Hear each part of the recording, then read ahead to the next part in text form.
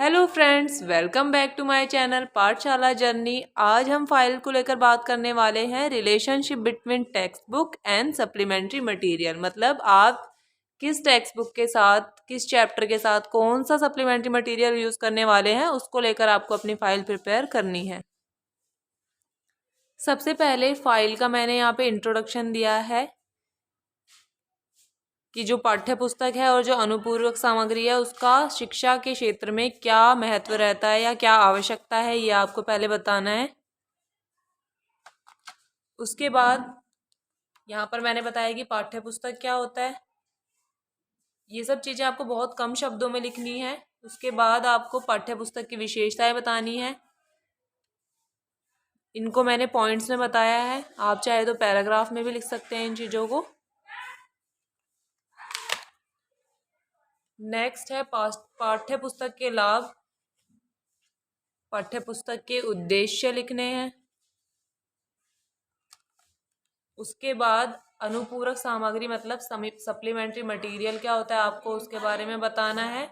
Supplementary material के उद्देश्य यानी अनुपूरक सामग्री के क्या उद्देश्य होते हैं वो आपको लिखने हैं।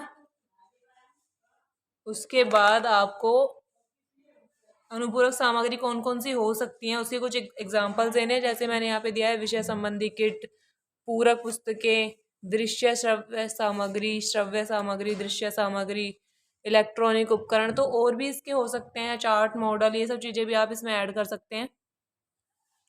फिर हमें इन चीज़ों को इस्तेमाल करते टाइम क्या क्या बातें ध्यान रखनी चाहिए वो आपको ज़रूर लिखना है। ये शायद आपको क्लियर ना दिखाई दे रहा हो क्योंकि पेज बहुत डार्क था ये।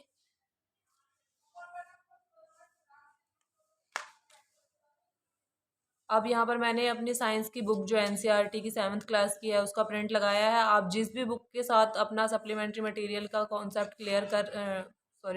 आप तैयार कर रहे हैं वो वाली बुक का आप प्रिंट यहाँ पर लगाएंगे।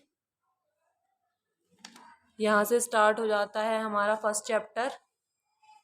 पहले हमें बताना है कि बुक में कौन कौन से चैप्टर हैं। तो यहाँ पर जो उसका इंडेक्स था वो सब मैंने यहाँ पर लिखा है कि कौन कौन से पार्ट हैं, कितने पार्ट हैं। फिर फर्स्ट चैप्टर के बारे में थोड़ा सा बताना है कि फर्स्ट चैप्टर जो है वो किस चीज़ से रिलेटेड है।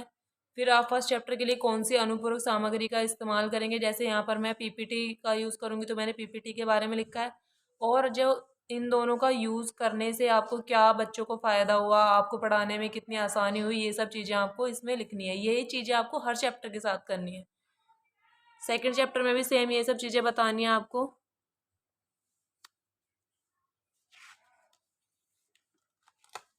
इसी तरीके से थर्ड चैप्टर के बारे में मैंने बताया है।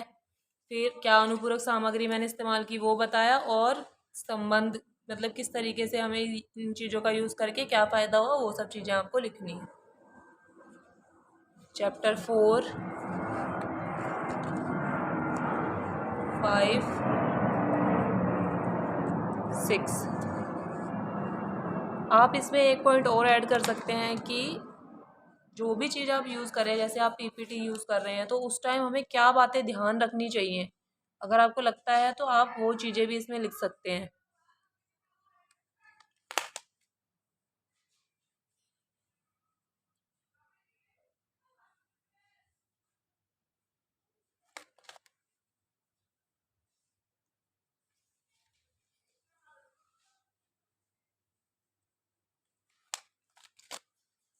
फाइल के पीडीएफ के लिए आप मुझे कमेंट कर सकते हैं।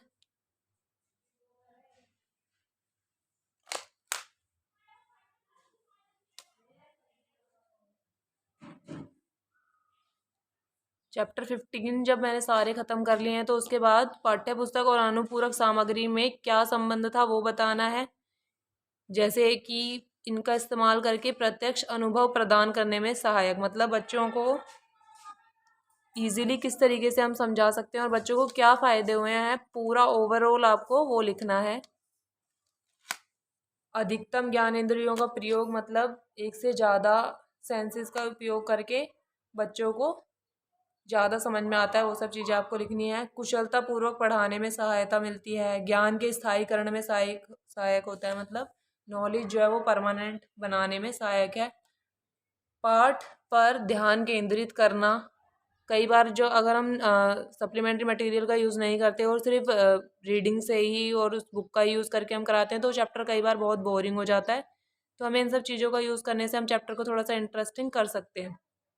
कल्पना शक्ति का विकास होता है। छोटे व कमज़ोर विद्यार्थियों को अधिक लाभ। जो कमज़ोर बच्चे होते हैं या फिर जो एवरेज होते हैं उन बच्चों के लिए ये चीज़ें बहुत ज़्यादा सहायता प्रदान करती हैं चीज़ों को ज़्यादा अच्छे से समझने के लिए।